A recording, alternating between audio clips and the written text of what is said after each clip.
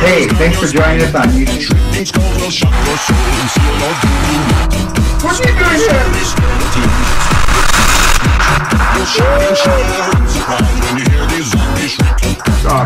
Oh, across the line, and my stick is shorter than. Hi everybody, I'm Brian Adams. Hey, today I wanted to address something that I'm getting a lot of questions about. This is not a product endorsement, but I do want to show you what it is I use. PC7, and it comes in two parts. And when you open it, there's two halves to help you understand when it is mixed correctly. There's one on up, but you can see it's a light gray color. And the second one is the component that mixes with it, and you mix them in equal parts.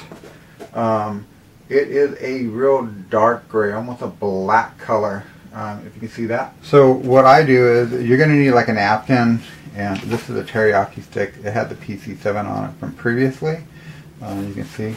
Anyway, what you're going to do is open up one or the other. You're going to take out as much as you need. You can a little or a lot. I'm just going to take out a little to show you how it works.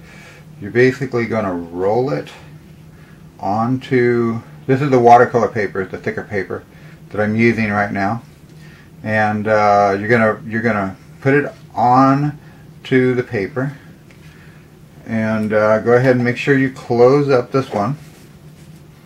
You want to keep it airtight.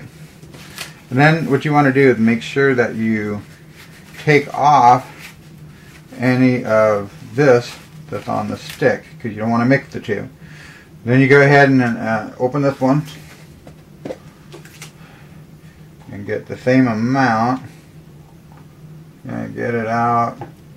It's a little bit deceiving in the fact that black looks like there's less and gray looks like there's more, but you want to get them close to what it looks like it's equal, both sides, same amount.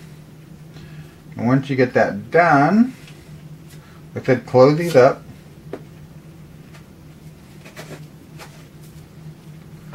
Go ahead and wipe that down. Take your epoxy and mix the two together.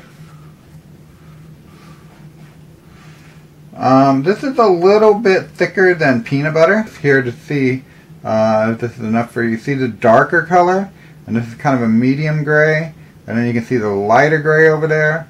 You see the difference between the darker and the lighter. That shows you that you have mixed it.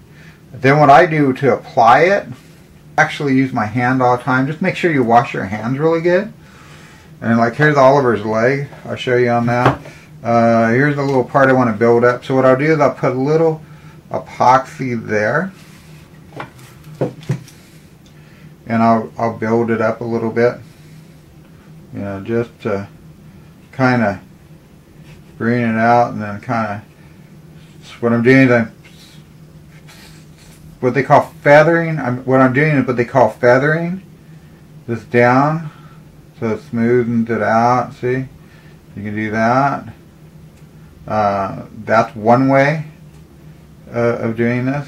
See, and then let that dry. It takes about, I let 8 hours of drying before I do anything with it. Go ahead and show you. There's another thing you can do. I'm just going to take this is a thick piece of watercolor paper again. A lot of times, if you have an area that you want to make it smooth, let's say, and you can take more than that or less than that, whatever you want to do, and say you want to, you have this is the level you want, and you want everything else to be that level, and you don't want to over sand, you can actually, you know, put on the epoxy that way, kind of smoothing it out, sort of like you would if you were doing like Bondo.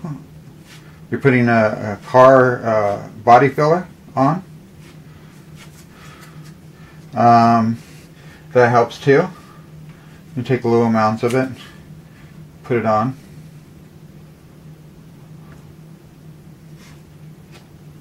If you want to keep it off of you.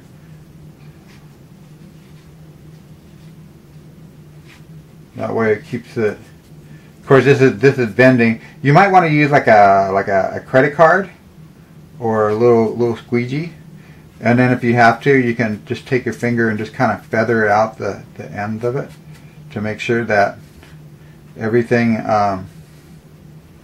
comes out the way you want it, so that you don't have any up. It's not higher than the rest of it, and you're doing extra standing. That's why you did this in the first place. That's another way of using it. Like I said, the texture change. Okay, we're going to kind of show you the texture change with this. So after an hour, the epoxy becomes a little bit more pliable, and spread it, go in a circle, and see how it comes out. How that is? That's what I did with Oliver's hair. You just kind of twirl it around and bring it out. See? And you can kind of play with it, get the texture, so there's like, hump this way, this way. You can actually, shape it, bring it in more like this. See how like that is? Or if you want to bring that hair over this way. Okay, and as you can see, after 2 hours, it's a little bit thicker, and it's still work. Let me kind of give you an idea. So if you were to use it now, you see how it's still grabbing, but it's a little bit thicker. So if you were to do this and pull it out, there you go. See how you get the hair would come out. That would work like that. Then I give you like a little, I don't know if you can see that, there's a little space underneath this, and you can actually bring it up. You see that?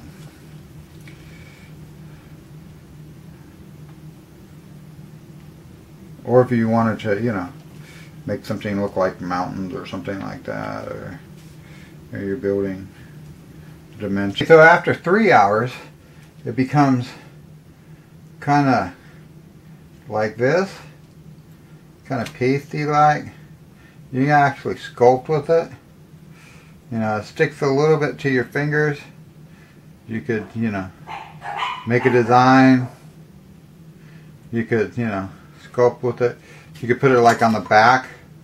It's like, say you're making a back of a head, and it will still adhere to the other piece at this time zone. I fill in little gaps in there. Here, let me move it a little bit closer. See how it has that shape a little bit, and then you can actually work with it, with the teriyaki stick. In case I forgot to tell you, all the month of October I'm going to be vlogging here on YouTube. So 1st of October, we're going to start that. Okay. Anyway, so there you go. I hope that helps and answer some questions and how the epoxy is used. And so anyway, we'll see you next time. And don't forget to hit the thumbs up if you liked it, if you learned anything, and subscribe if you want to see more videos from me in the future. So long, everybody.